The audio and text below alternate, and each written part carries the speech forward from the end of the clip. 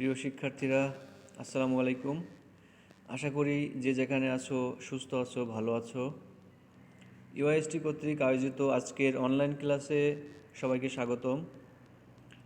উপস্থাপনায় আছি আমি Mohammad Nazmul Hasan, junior instructor civil technology, Yusef institute of science and technology, UIST Dhaka. আজকে আমি ব্যবহারিক ক্লাস নিয়ে আলোচনা করব। Surveying 2A, job number 1।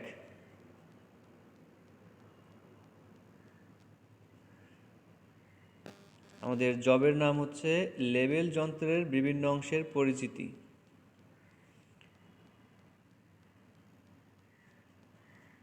শিক্ষণফল আজকের আলোচ্য বিষয়। আজকে আমরা যে বিষয় নিয়ে আলোচনা করব বা যে বিষয় শিখব সেই বিষয় নিয়ে আলোচনা করব। সেই গুরুত্বপূর্ণ বিষয়গুলো হচ্ছে কিভাবে তেপায়ার উপর যন্ত্র বসাতে হয়, ডাম্পি লেভেলের বিভিন্ন অংশের পরিচিতি,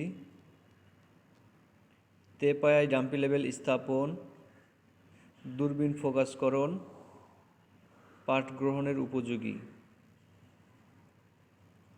এই প্র্যাকটিক্যালটা করতে, এই ব্যবহারিক ক্লাসটা করতে আমাদের প্রয়োজনীয় যে যন্ত্রপাতি লাগবে সেটা হচ্ছে ডাম্পি লেভেল 1টা, লেভেলিং স্টাফ 2টা, ওলন 1টা, মেজারমেন্ট টেপ, কটন টেপ 1টা, রেঞ্জিং রড 1টা, ফিল্ড বুক 1টা, তেপায়া 1টা।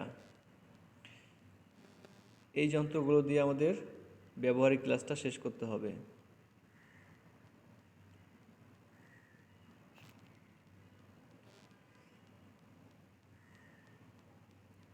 প্রথমে আসি ডাম্পি লেভেল নিয়ে। ডাম্পি লেভেলটা আসলে এমন একটা যন্ত্র যে যন্ত্র দিয়ে মূলত লেভেলিংয়ের উঁচু বা নিচু সেটা চেক করা হয়। এই ব্যবহারিক ক্লাসে একমাত্র গুরুত্বপূর্ণ ইকুইপমেন্ট হচ্ছে এই লেভেলিং মেশিন, যার সাহায্যে বিভিন্ন বিন্দুর এলিভেশন নির্ণয় করা হয়। কোথাও উঁচু বা কোথাও নিচু যদি এরকম কোনো জায়গা থাকে সেখানের উঁচু নিচু পরীক্ষা করা হয় এই লেভেল যন্ত্রের সাহায্যে। এটা দেখা যায় বিভিন্ন সময় রাস্তাঘাটে ইঞ্জিনিয়াররাই কাজগুলো করে থাকে, যে রাস্তা কোথায় উঁচু হবে নাকি কোথাও নিচু হবে সেটা পরীক্ষা করার জন্য এই যন্ত্র দিয়ে এই টেস্টগুলো করে থাকে। লেভেলিং স্টাফ, এই যে ডাম্পি লেভেল দিয়ে যেই কাজগুলো করা হয়, এই ডাম্পি লেভেলের কাজটা মূলত একটা স্কেলিংয়ের মাধ্যমে দেখা হয়। এখানে এই চিত্রের মাধ্যমে দেখা যাচ্ছে যে একটা লোক যন্ত্র দিয়ে তাকাচ্ছে আর একটা লোক একটা স্টাফ পার্ট ধরে রাখছে। এটাই হচ্ছে লেভেলিং স্টাফ, যে যেই পার্টগুলো হবে ওইটা স্কেলিংয়ের মাধ্যমে দেখা যাবে, ওই স্কেলে শো করবে। এই যন্ত্রের মধ্যেই দেখা যাবে একটা প্লাস চিহ্ন আছে, কার্সার আছে, ওইটা দিয়ে শো করবে যে এটা কতটুকু মাপ কাউন্ট করতেছে। যেই মাপের সোজা আসে কার্সারটা, ওই মাপটাই আমাদের এখানে ফিল্ড বুকে লিখতে হবে। তো এটাই হচ্ছে আমাদের লেভেলিং স্টাফ। ওলন, যার সাহায্যে উলম্ব দিক নির্ণয় করা হয়। আমরা দেখি যে মিস্ত্রিরা যখন কাজ করে, কনস্ট্রাকশন কাজ করে, গাঁথুনির কাজ করে, তখন দেখা যায় ওলন দিয়ে একটা ইটকে ধরে আর একটা ইট সোজা করে।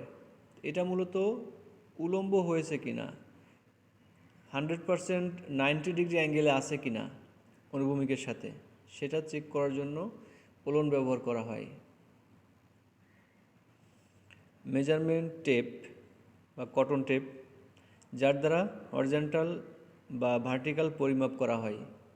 এই টেপের সাহায্যে, এটা মূলত কাপড়ের টেপ, এই টেপ দ্বারা কতটুকু ডিস্টেন্স হয়েছে, কতটুকু দূরত্ব হয়েছে সেটা পরিমাপ করা হয়।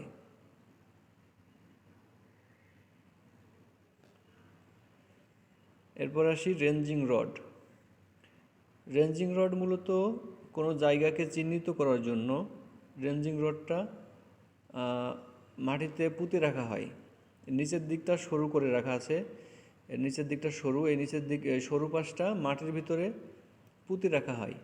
এটা স্টেশনটা নির্ণয় করার জন্য, স্টেশন সঠিক জায়গায় হয়েছে কিনা সেটা নির্ণয় করার জন্য মূলত রেঞ্জিং রডটা স্থাপন করা হয় এবং রেঞ্জিং রডের উপরে রেঞ্জিং রড থেকে অন্য রেঞ্জিং রড পর্যন্ত এটার ডিস্টেন্স মাপা হয়। বা কোথাও চিহ্নিত করার জন্য একটা বিন্দুকে আমি সিলেক্ট করব, সেই বিন্দু পর্যন্ত কতটুকু ডিস্টেন্স হয়েছে এই ডিস্টেন্সটা পরিমাপ করা হয় একটা রেঞ্জিং রড থেকে আরেকটা রেঞ্জিং রড পর্যন্ত। এটা মূলত পয়েন্টটা চিহ্নিত করা হয়, যে কোনো একটা বিন্দু শো করা হয়। এরপর আসি ফিল্ড বুক। ফিল্ড বুকে সকল প্রকার মাপযোগ লিপিবদ্ধ করা হয়। এখানে আমরা লেবেলিং কাজ করার সময় যখন বিভিন্ন রকম মাপ পাওয়া যাবে, ডাম্পি লেভেলের ভিতরে যখন আমরা দেখব তখন দেখব যে লেবেলিং স্টাফের উপরে কিছু মাপ পাওয়া যাচ্ছে, ওই মাপগুলো আমরা ফিল্ড বুকে লিখব এবং সমস্ত যত তথ্যাদি পাই সেই তথ্যাদিগুলো এই ফিল্ড বুকের মাধ্যমে লিপিবদ্ধ করতে হবে, লিখে রাখতে হবে। তেপায়া, এটা ডাম্পি লেভেলটা মূলত তেপায়ার উপর স্থাপন করতে হবে। এটা আমার একটা তেপায়া বিশিষ্ট একটি স্ট্যান্ড, এটা মূলত তেপায়া বিশিষ্ট একটি স্ট্যান্ড যার উপর লেভেলিং মেশিন বসানো হয়। এটা বিভিন্ন ক্লিপের মাধ্যমে আটকে দেওয়া হয়। এখানে চিত্রের মাধ্যমে দেখা যাচ্ছে মাঝখানে একটা লক থাকে, এই লকটা খুলে যে লেভেল কাজটা করবে তার হাইট সমান করে কোনো মানুষ হচ্ছে একটু লম্বা হতে পারে, একটু খাটো হতে পারে, তার জন্য সুবিধা মতো যেই পার্টটা গ্রহণ করবে তার সুবিধা মতো এটা ছোট বড় করা যায় এবং ক্লিপ আটকিয়ে নির্দিষ্টভাবে পার্ট নেওয়া যায়। ডাম্পি লেভেলের পরিচিতি, এখানে বিভিন্ন পরিচিতি এখানে দেওয়া আছে। প্রথমেই আইপিস, যেখান দিয়ে আমরা তাকাবো, চোখ রাখবো যেখানে, সেটা হচ্ছে আইপিস। এই পাশ দিয়ে যেখানে আমি গোল একটা চিহ্ন দিয়েছি এইখান দিয়ে হচ্ছে তাকাইতে হবে, এইখান দিয়ে চোখ রেখে দেখতে হবে যে লেভেলিং স্টাফের মানটা কত হয়েছে, এখানে দেখতে হবে, তাহলে দেখা যাবে। আর পরের কাজটা হচ্ছে বাবল টিউব। বাবল টিউব হচ্ছে এখানে একটা পানি থাকে, গোল একটা সার্কেল, এর মধ্যে একটা বাবল থাকে, টিউব থাকে, পানি থাকে, এই পানিটা মাঝখানে রাখতে হয়। মাঝখানে আসলে বোঝা যায় যে যন্ত্রটা সমান অবস্থায় আছে, সমতল আছে। আর যন্ত্রটা পানিটা যদি মাঝখানে না থাকে, এই পানির গোলাটা যদি এক কোণায় থাকে, তাহলে বুঝতে হবে যে এটা উঁচু নিচু যন্ত্রটা আছে, এটা সঠিকভাবে স্থাপন করা হয় নাই। এরপরে নিচের দিকে আছে কম্পাস। নিচের দিকে যন্ত্রটা কতটুকু ঘোরাতে হবে, যেখান থেকে যন্ত্র ফিক্সড করছি ওই যন্ত্র থেকে কতটুকু ডানে বা বামে ঘুরাইছি এখানে শো করবে, এই স্কেলিংয়ের মাধ্যমে এখানে দেখা যাবে। এরপরে ফুট স্ক্রু, এই স্ক্রু দিয়ে মূলত এই স্ক্রু ডানে বামে ঘুরিয়ে মূলত এই বাবল টিউবটা মাঝখানে আনতে হয়। যে একটু আগে বাবল টিউবের কথা বললাম, ওই বাবল টিউবটা মাঝখানে আনতে হয় এই নিচের স্ক্রুটা ঘুরিয়ে। তিনটা স্ক্রু থাকে, তিনটা স্ক্রু দুইটা স্ক্রু ধরে ধরে এই বাবল টিউবটা মাঝখানে আনতে হয়। অবজেক্ট গ্লাস, এই সামনের পাশে একটা অবজেক্ট গ্লাস থাকে, এই গ্লাস দিয়ে মূলত দেখা হয় এই পাশ দিয়ে। এটার সামনে একটা গ্লাসে আবদ্ধ থাকে, আটকানো থাকে, একটা কভার থাকে, এই কভারটা খোলার পরে এই অবজেক্ট গ্লাসটা দেখা যায়। এই গ্লাসের মাধ্যমে সামনের অবজেক্টকে শো করা হয়। ফোকাসিং স্ক্রু, এই পাশে একটা স্ক্রু থাকে, এই স্ক্রু দিয়ে মূলত যেই অবজেক্টকে আমি সিলেক্ট করব ওই অবজেক্টটা হচ্ছে ঘুরিয়ে ডানে বা বামে ঘুরিয়ে ওই অবজেক্টকে পরিষ্কার করে দেখা যায়। প্রথমে ঘোলা দেখা যায়, তো ওই ঘোলা বস্তুকে পরিষ্কার করে দেখার জন্য এই ফোকাসিং স্ক্রুটা ঘোরাতে হয়, ঘোরালে এটা পরিষ্কার দেখা যায়। এইখানে আর একটা স্ক্রু আছে, এই স্ক্রুটার নাম দেওয়া নাই এখানে, তো এটা হচ্ছে রোটেশন স্ক্রু। এই স্ক্রু দিয়ে ঘুরিয়ে এই যন্ত্রটা সামান্য পরিমাণ ঘুরাইলে সামান্য পরিমাণ যন্ত্রটা ঘুরবে। এটা ডানে ঘোরাইলে যন্ত্রটা ডান দিকে ঘুরবে, বামে ঘোরালে যন্ত্রটা বাম দিকে ঘুরবে। হাত দিয়ে না ঘোরানোর চেয়ে এই স্ক্রু দিয়ে ঘোরাইতে হবে, হাত দিয়ে যন্ত্র ঘোরানো যাবে না। এটা এই স্ক্রু দিয়ে আস্তে আস্তে ঘুরিয়ে ওই যন্ত্রটাকে সোজা করে আনতে হয়।